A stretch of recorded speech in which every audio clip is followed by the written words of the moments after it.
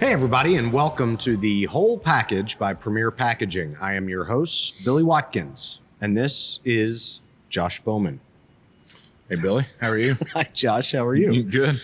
You are our Chief Supply Chain Officer. Yes, I am. Here at Premier.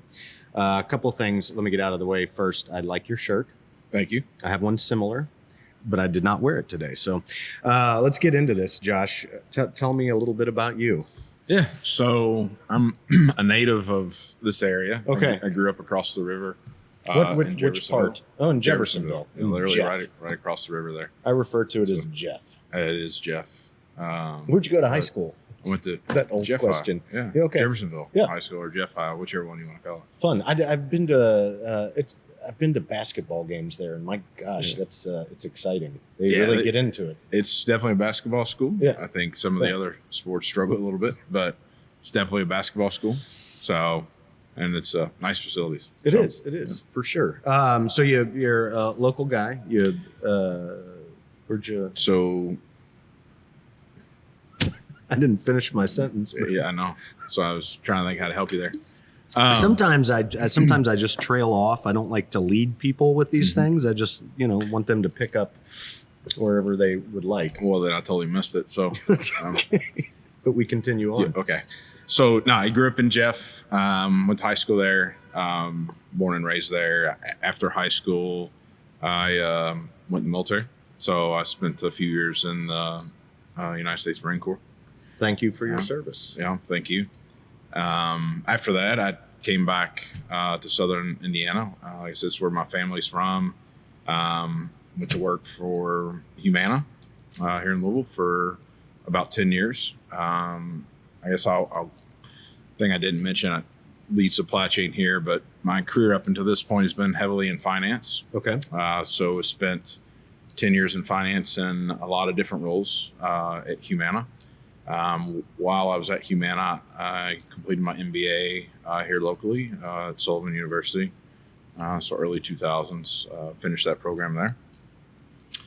From there, after about 10 years, I joined Cummins Inc. It's a diesel engine manufacturer close to Indianapolis. Interesting piece. I went from Louisville. Instead of going to Indianapolis, I actually went to Memphis, Tennessee for about 6 years. Okay. I've had the fortune of working in Memphis. I thought it was a pretty cool little town. Yeah, it was a great town. My kids were small, so they were school age. So we lived in the suburbs. We didn't live in downtown Memphis, right. But it was a great town. Someplace I would definitely probably live again if it ever came up. But different opinions about Memphis, but it's a great city. Good culture, good food, good music. Very southern hospitality. I did not get to go to Graceland. Did you ever go to Graceland? I've been more than once, so I'm not an Elvis fan per se. Right. But how do you? But you kind of become one. Yeah. When you're there. So I won't say how many times I've been, but I've been more than once. So. And they were trying to foreclose on it or something. I just read the other day, and I think a judge saved it from being taken away from the Presley estate or something. Okay, so I have no idea. I did not see that. So, little fun fact. But you were in Memphis working for Cummins. Yeah, so I was in Memphis working for Cummins. Spent about 6 years down there with them. I spent 11 years in total with Cummins. The last 5 years there, I was in Indianapolis area. I lived up there. Again, heavy finance roles. Right. That's really where the exposure to distribution and supply chain came into play. First role I had there was plant controller for one of our largest distribution centers there in Memphis. They ship quite a bit of volume. About 3.5 to 4 billion a year at that point in time. Wow. So high volume, high velocity site. From there, I took over global logistics. So ran global distribution from a finance perspective. So had all of that business, did a lot of international expansion, spent a lot of time traveling around the world, learning how to do business a lot of different places. From there, I moved into a role where I led they call it the distribution business. It's the customer facing business for for Cummins. Was a finance leader in that group for a few years. In the last couple of years I was there, I actually led the bulk of the finance function for the global supply chain organization at Cummins. From there, the next couple of years I spent with Thermo Fisher Scientific. It's a Boston-based company. Okay. And this is a huge one. I've never heard of it. It's a life science company. Okay. And their exposure is great and wide. So everything from the portion of the business I was in was analytical instruments, all the way to clinical studies, to plastics, surgical grade equipment. The scope is quite large. Right. Very a wide range of business units there. Specifically, I was in, like I said, analytical instruments, which basically were measurement systems, very high tech, very high cost, ranging everything from forensics, DNA analysis, to gas analysis, to steady state metal analysis. And we had production facilities all over the world. So spent a couple years there running that business as the CFO with the president, which then leads me to Premier. Because well, I mean, to go back here, you got a healthcare company, you have a diesel engine company, you have a highly sophisticated analytics company, diagnostic company, and you were kind of in roles all over the place, from at least finance to the supply chain. So how did that all come together? It wasn't through my skill that it came together. It's a lot of it came from in terms of the changing of industry. So on the finance side, it's not that drastically different. I mean, it is different, don't get me wrong, but it's more of how the business functions. So the core component of what I was doing from a finance umbrella and lens did not change much between a service company like Humana, a diesel manufacturer with Cummins, into a I'll say scientific manufacturing / service business at Thermo Fisher. Numbers are numbers, right? To a certain extent, yes. The challenge moving between the three and then the fourth into Premier is really around understanding the business, how the business operates. Every business, even in the same industry, will function slightly differently. The things they focus on, the things that are important, are different. What I will say the most important thing, and one of the things that led me here, is, initially the perceived culture, right? So I've been fortunate to work at 3 companies before Premier where the cultures were very different, but they were all very good cultures, right? They weren't, I was fortunate to never be trying to leave a culture or change the culture I was in. But it also helps you to adapt and adjust. So back to your question around, it's very drastically different. It is from the business perspective, and that's where, my experience is that you focus on learning the business. The finances are not that drastically different. You have you came to Premier in 2023. Correct. So I guess you came back home, right? Yes. Because you weren't here. Where were you with? I was, so when the business that I was leading was in Madison, Wisconsin. Okay. But I actually lived in this area. I was still in the Indianapolis area when I was talking to John and Jill about Premier. I actually lived in Indianapolis, working my way back to here. So I have a son that just graduated high school a year ago, a daughter that graduated college a year ago. Everybody was kind of ending up back here in this area. So it kind of pulled me back to here personally. So. What was that conversation? How did that start? How did you all get together? With John and Jill. So it started when they were actually looking for a CFO. Okay. It was before Andy had come back and took back on the CFO role. But at that point in time, I guess it was been almost 2 years ago now, or not quite 2 years, but initial discussion was with John. He was looking for a CFO, and that's how the conversation started. The conversation quickly turned to non-finance type things. And with my background in supply chain with the finance umbrella, there was a lot of commonalities, a lot of the challenges that, I was told about with where Premier was at, where we wanted to go. A lot of it is around process, new processes, sustained processes. And that's very much a part of even my finance background. And so push come to shove, we all agreed that it seemed like it could be a good fit. The skill set that I brought was very much aligned with what John and Jill wanted at that point in time. And it's gone very well.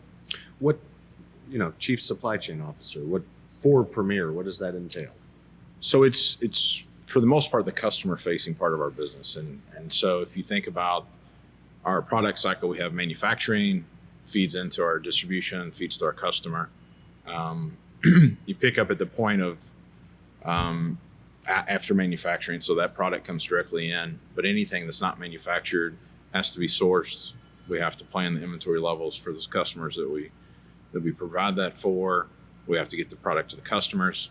We have to make sure the customers are happy, and we complete the cycle, right? And then we start back at the beginning on meeting customer needs, focusing on customer needs, their wants, and making sure that the customers stay happy. So all the way from sourcing material to making sure we have the material to making sure we get the product to the customer when they need it, and then we rinse and repeat. Rinse and repeat. What is the? Are there similarities? Are there kind of a top three things of what you see our customers need and want amongst themselves? Yeah, or I mean, as a group, as a whole. Yeah, they want their product yesterday. They want it cheaper, and they want it the day before yesterday. Yeah. So, reliability of service. Yep. Cost is a major component in our industry, with us being very much a commodity type product. So speed, cost, and flexibility to meeting their needs. How are we doing on that? I think we do a really good job. I think our customers' needs change frequently. You would think corrugated packaging and industrial packaging is pretty straightforward. Would be kind of constant, but it's much more variable than you would think. Yeah. Customer demands change. We're heavily tied to e-commerce. So as consumer needs change, our customers' needs change, our product offerings, I won't say they change fundamentally, but they change in shape and form. Right. So, and they still want it yesterday. Yes. So talk to me about Premier culture. What you've seen so far, what drew you to it. You came from places where you were fortunate to be in a good culture. What does it mean, Premier culture? Yep. So that question was not on the list. It was not. I always like to throw some curveballs. It's actually an easy one. So Premier culture. What brought me here? What kind of helped me, and what did I see? So I'll be honest. From the first interaction I had with Premier was with Morgan and Andy. That's the first couple conversations that I had. And even though I didn't know them and never met them before, very easy conversation. So it says a lot about the style of the existing leadership team that was here. So that was the first thing, right? This the people and I knew those were the people that I'd be interacting with and working with. Next set of conversations was with John, and that continued, right? So I think from that perspective, I think it was obviously a mutual connection pretty quick. Yep. Just his style, his personality meshed well with how I function, my style and personality, from what you can gather from a discussion. So that was the leading factors, right? It was the people. I was kind of drawn to working with this team. I think once I got here, I think you really see how the culture is, how it operates. I think the commitment to the customer is superb, and we tend to do things that other suppliers won't do for their customers, and I think that sets us apart. So that sets the culture for the organization. I think the fact that change is always difficult, and there's I would say unconscious resistance to change, the organization is very open to change, which is good because the amount of change that's happened in the last year or 15 months has been quite significant. Crazy, yeah. Change is, can sometimes be viewed as positive, sometimes not. But overall, the embraced change has said a lot about the culture too. It means people are willing to adapt. They see the future. They're not stuck on yesterday. Saying that, it creates its own challenges, but at the same time, it creates a culture that allows us to change even when things are difficult. And on top of all of that, you get to be on this podcast. That's the best part, right? So yeah, we'll have to edit this. Humana wasn't doing podcasts with you. No, I don't think podcasts existed when I was there. So, yeah. We went through some scary times. It is. I mean, here we are, 2024. It's almost like a fading memory, but we went through some crazy supply chain issues during the pandemic. Have we changed the way we do things now to kind of avoid some of those pitfalls? Are they avoidable? Yeah. So I think the pandemic created an environment that was different for, I think, anybody that was alive and working today, right? It's not something that most people had experienced. I think for us, every industry, the pandemic had different impacts. I think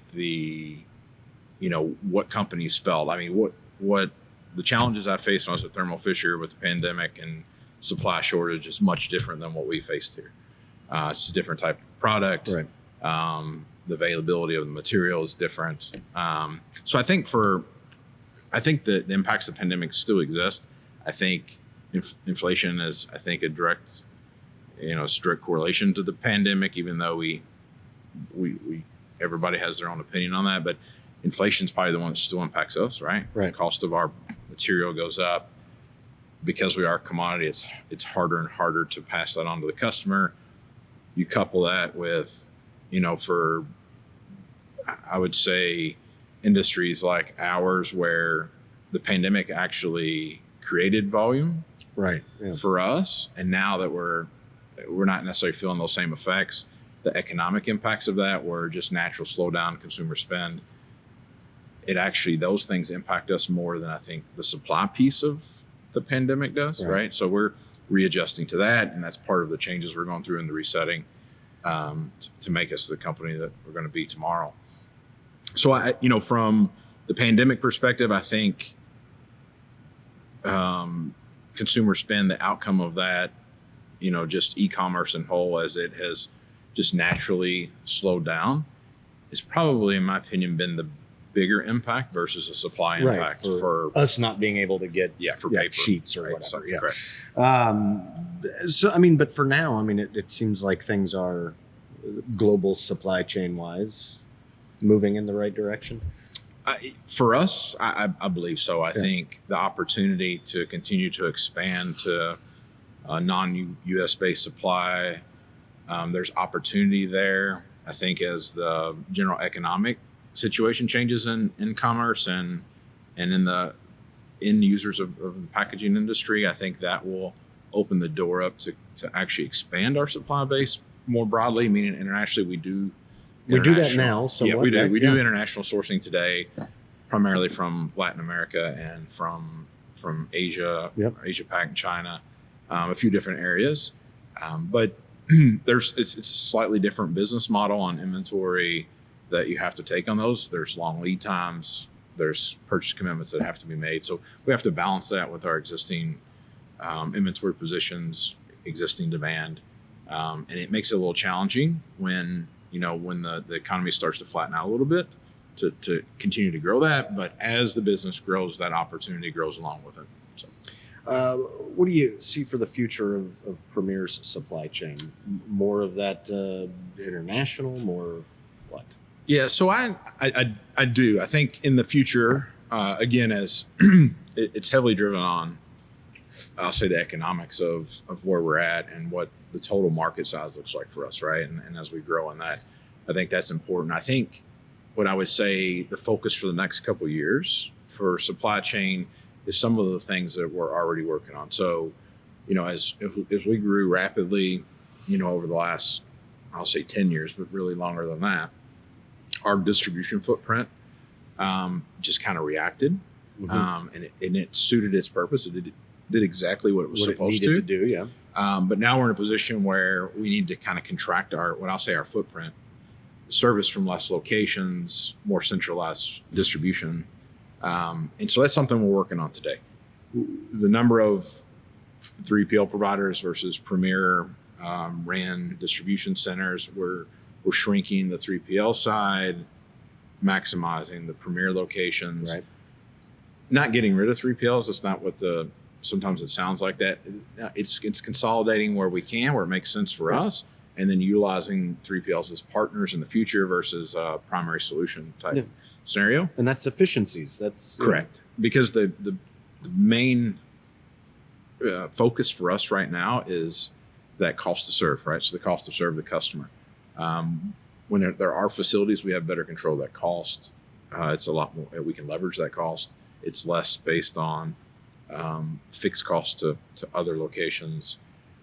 So that cost to serve is the piece. I'd be careful not to send the message of it's cost reduction. It's cost leverage is what I would say. Mm-hmm. So it's not reducing costs. It's leveraging the costs that we are spending today. So this I think of supply chains. I don't know why this comes to mind. Have you ever shopped on Temu?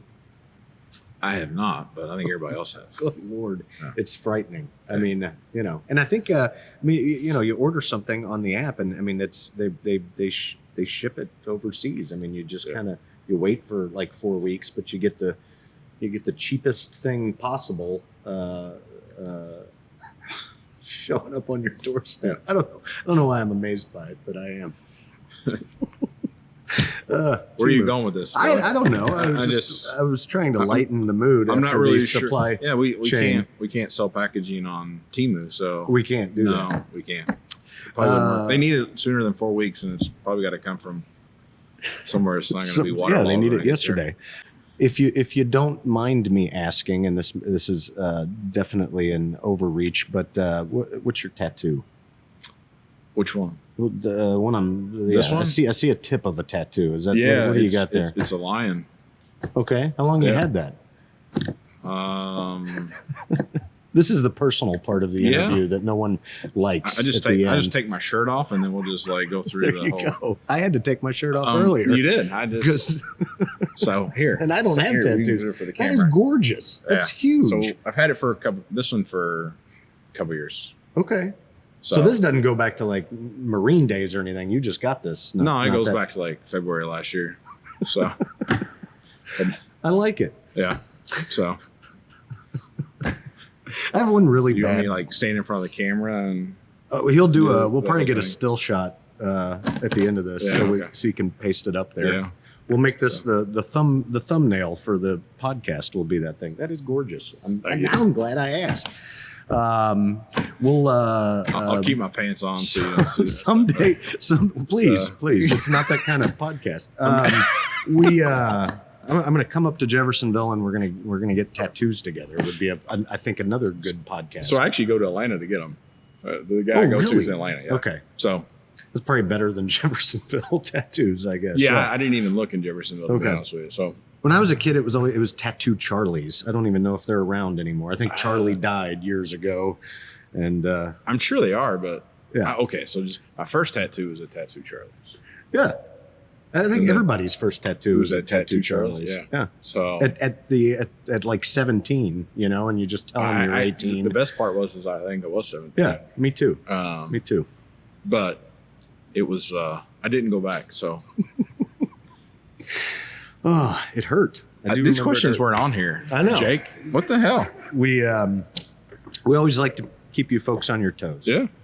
Josh Bowman, our guest today, Chief Supply Chain Officer. It was very nice talking to you, sir. Yeah. Thank you, Billy. I think we closed the loop on this, didn't we? I think so. From our supplies to your tattoos. That's about all we got. And we kept our clothes on. Thank you very much. Until next time. Yep. Josh Bowman, everybody. I am Billy Watkins, your host of The Whole Package by Premier Packaging. Bye-bye. Do you have comments, questions, or ideas about this topic? If so, we'd like to hear from you. please visit primpack.com/podcast to let us know what you think. Thanks.